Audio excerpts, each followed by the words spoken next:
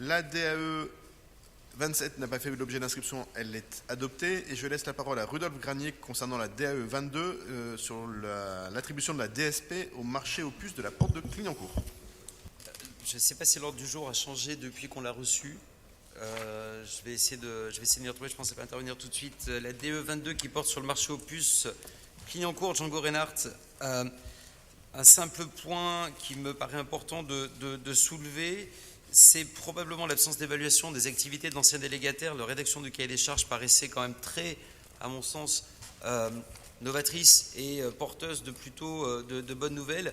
Je constate que la réponse du délégataire, premièrement, est unique, c'est-à-dire que personne d'autre ne s'est porté candidat sur cette DSP, qu'il subsiste des doutes malgré le dialogue sur ses capacités financières avec des marges qui sont très très faibles, et que je ne voudrais pas pressentir une organisation des marchés aux puces à Paris, mais en tout cas, quand on regarde à l'échelle parisienne, en fait, il n'y a qu'une seule société qui répond à chaque fois qu'un seul marché.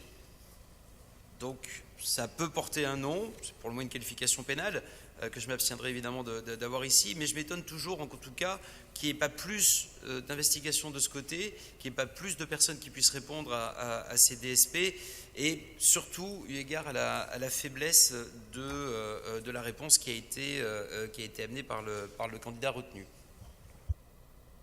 Jean-Philippe Davio. Oui, il y a des fois des choses un peu surprenantes à entendre. Enfin, quand même, attention à ce qu'on dit, hein, même si on ne prononce pas les mots, l'intention y est.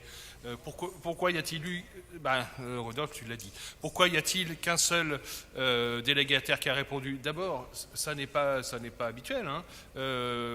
Avant la délégation qui l'avait jusqu'à aujourd'hui, c'était un autre délégataire qui suivait le marché des puces, qui assurait la délégation du marché des puces. Ça n'est donc pas une délégation qui reste, dont une seule société reste titulaire ad vitam aeternam. Cela bouge, comme on le voit sur l'ensemble des marchés parisiens, que ce soit les marchés aux puces ou que ce soit les marchés alimentaires. Ça tourne effectivement entre un petit nombre de prestataires, c'est une évidence, parce que ce sont des métiers très particuliers.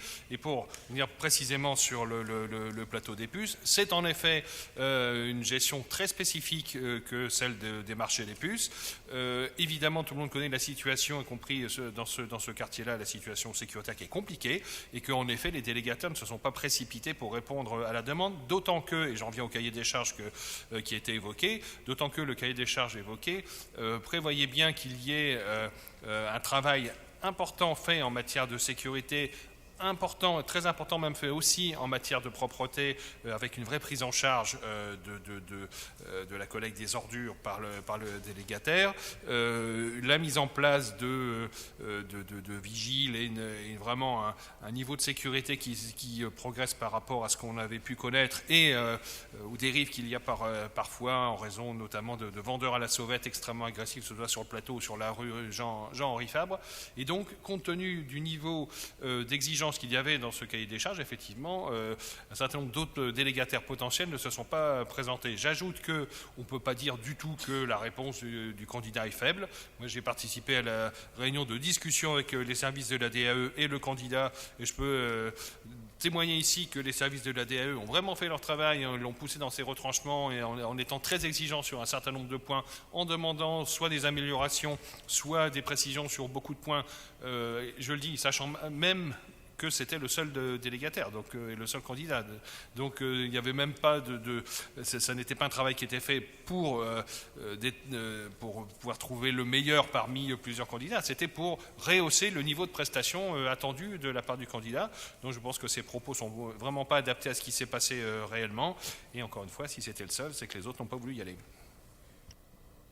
Merci beaucoup pour ces explications très claires. Je vais mettre aux voix la DAE 22 qui est pour, qui est contre, qui s'abstient. Elle est adoptée.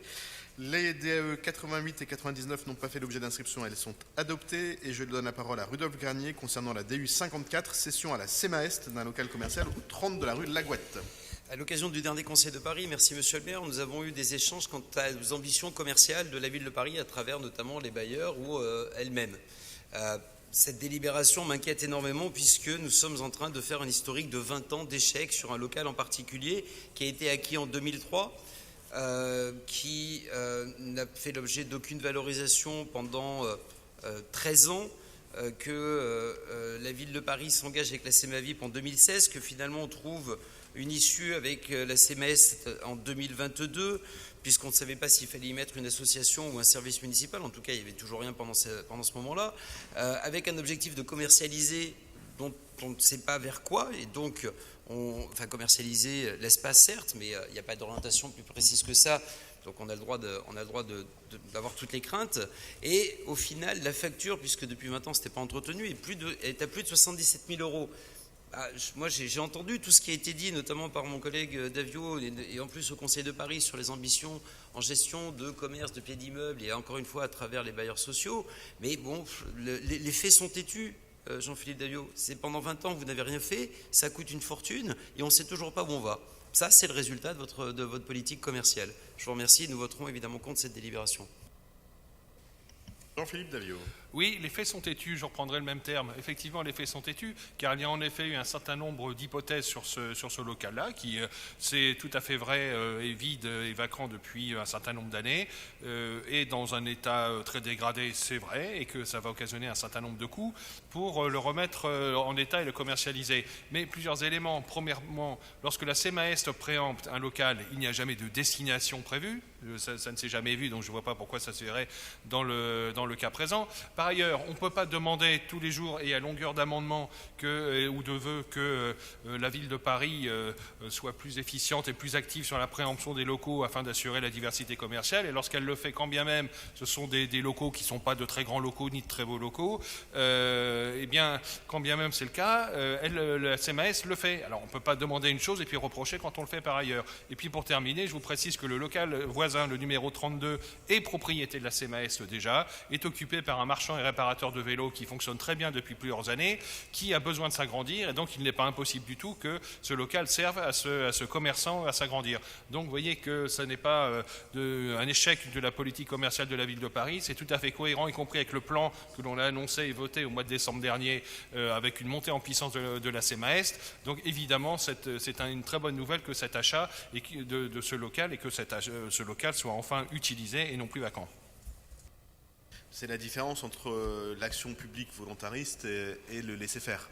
Évidemment, si la CMAEST achetait des locaux dans les rues où le commerce est facile et où il n'y a pas de travaux à faire, ils seraient plus facilement loués. Évidemment, quand on décide de mener une politique dynamique commerciale, notamment à la Goutte d'Or, c'est un peu plus compliqué. C'est la différence entre ce qui s'est passé dans les années 90 rue de la Goutte d'Or et ce qui s'est passé dans les années 2010 rue Mira. Et aujourd'hui, chacun le constate, la rue Mira est une immense réussite. Et c'est une immense réussite. Pourquoi ? Parce que c'est nous qui nous en sommes occupés. Et souvent, et parfois, pas toujours, mais souvent, quand c'est difficile, c'est mieux quand c'est l'action publique que quand c'est le laisser-faire du marché. Et c'est ce qu'on construit. Et pendant 20 ans, ce local n'a pas été vide, loin s'en faut. Il n'a pas toujours été d'ailleurs complètement bien occupé non plus.